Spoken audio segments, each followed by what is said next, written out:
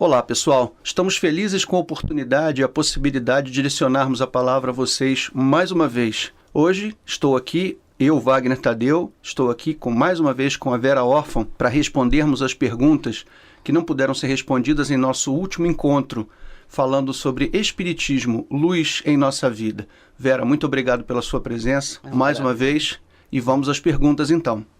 A primeira pergunta que ficou faltando é: o Espiritismo é uma doutrina relativamente nova a partir de Allan Kardec. Isto comparado com outras doutrinas como o catolicismo e outros segmentos religiosos. Sabemos que ainda existem muitos preconceitos com relação ao Espiritismo. Como esclarecer as pessoas sobre essas diferenças de forma sutil, sem melindrar suas convicções religiosas?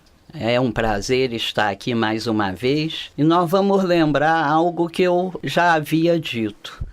No livro que é o Espiritismo, do nosso grande missionário Allan Kardec, ele nos faz uma advertência para que jamais façamos algo que violente a consciência alheia.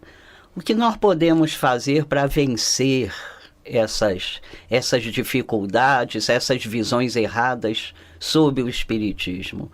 O principal ato é o exemplo.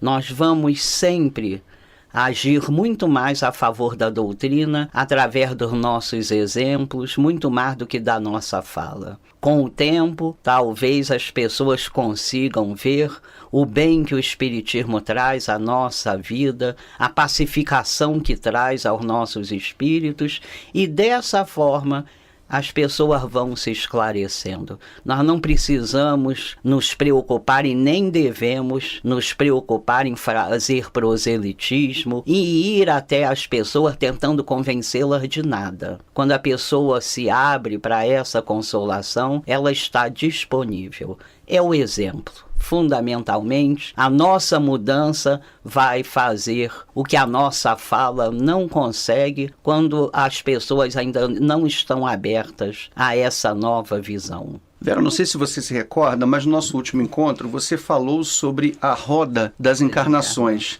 E aqui há uma pergunta sobre a roda das encarnações. Diz a pergunta: o que a senhora pode nos dizer sobre o que devemos buscar para alcançar a ascensão necessária para não reencarnar mais nesta terra de expiação? Quando encerrar a roda das encarnações?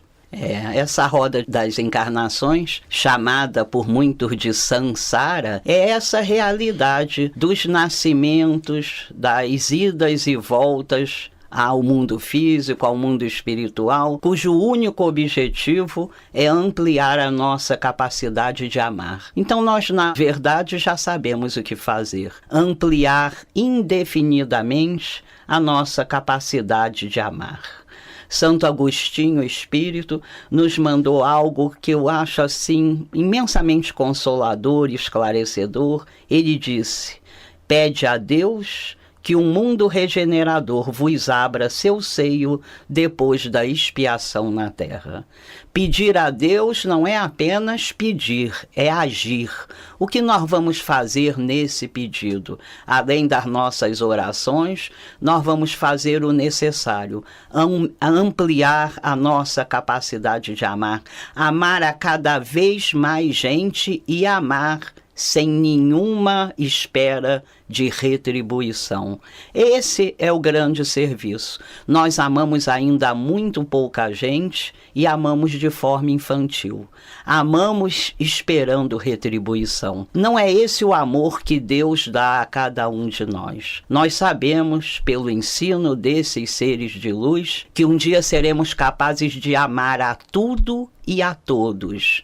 É este o trabalho: amar a cada vez mais pessoas, não discriminar a ninguém, assim como esses seres fazem com todos nós. Amar é o trabalho. Nós diariamente podemos aproveitar as horas do dia para exercitar esse amor. É essa a tarefa, espera a cada um de nós, e nós estamos com todo o apoio dos espíritos protetores para empreender essa caminhada, que possamos começar. Vera, essa situação atual do nosso país naturalmente nos inquieta bastante.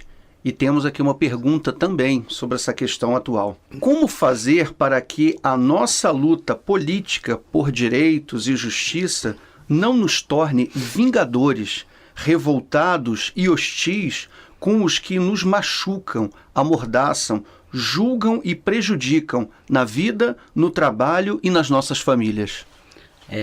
Eu acho que o principal já está contido na pergunta. Quando quem a fez já sabe da necessidade de viver essas experiências sem nenhuma revolta.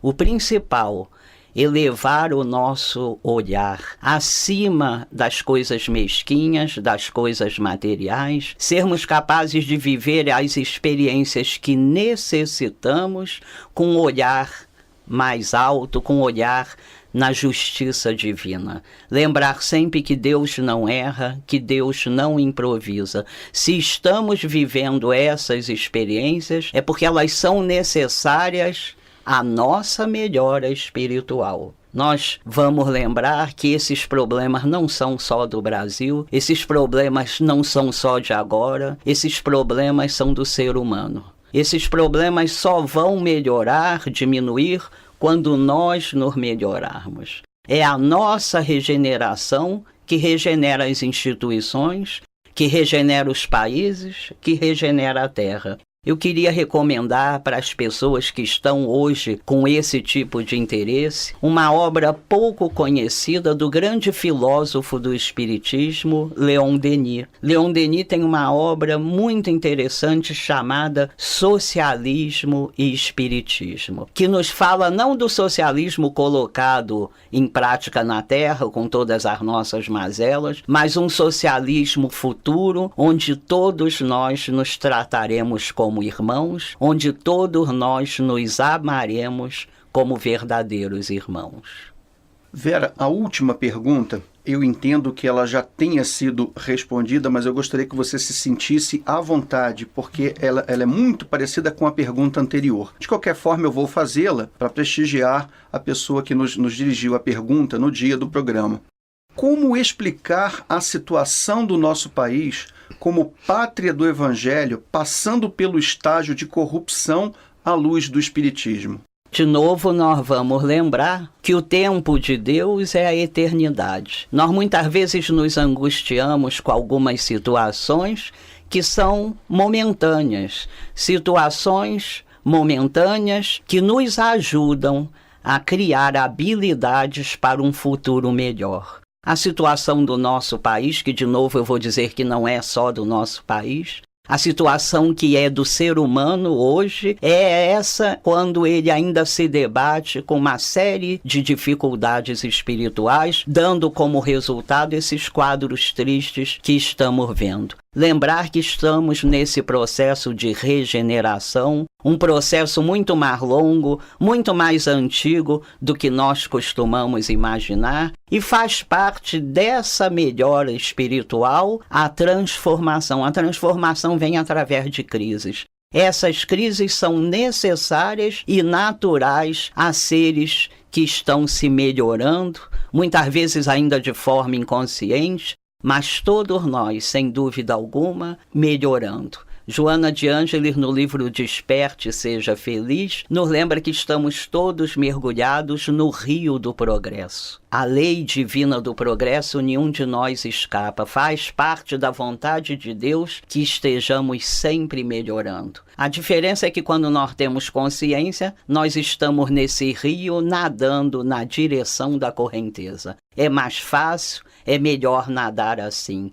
Mas ainda que não saibamos, ainda que tentemos resistir, ainda assim melhoraremos. Precisamos ter calma. Precisamos lembrar que Deus sabe o que faz. Iluminados agora por essa consolação, nós passamos por essas crises necessárias, aprendendo a melhorar a nossa visão sobre as coisas, sobre as pessoas e, especialmente, fortalecidos na fé, caminhamos agora bem mais tranquilos, bem mais consolados. Vera, é sempre um prazer te ouvir. e nós ficamos muito felizes, mais uma vez, com a possibilidade de tê-la aqui conosco no Comunhão Inspira, trazendo as respostas, aquelas perguntas que não puderam ser respondidas ao vivo, pelo teu carinho, pela tua base doutrinária. Mais uma vez, muitíssimo obrigado. E a todos vocês que estiveram conosco, também o nosso muito obrigado pela companhia e até a próxima. Muito obrigada pela oportunidade. Até a próxima.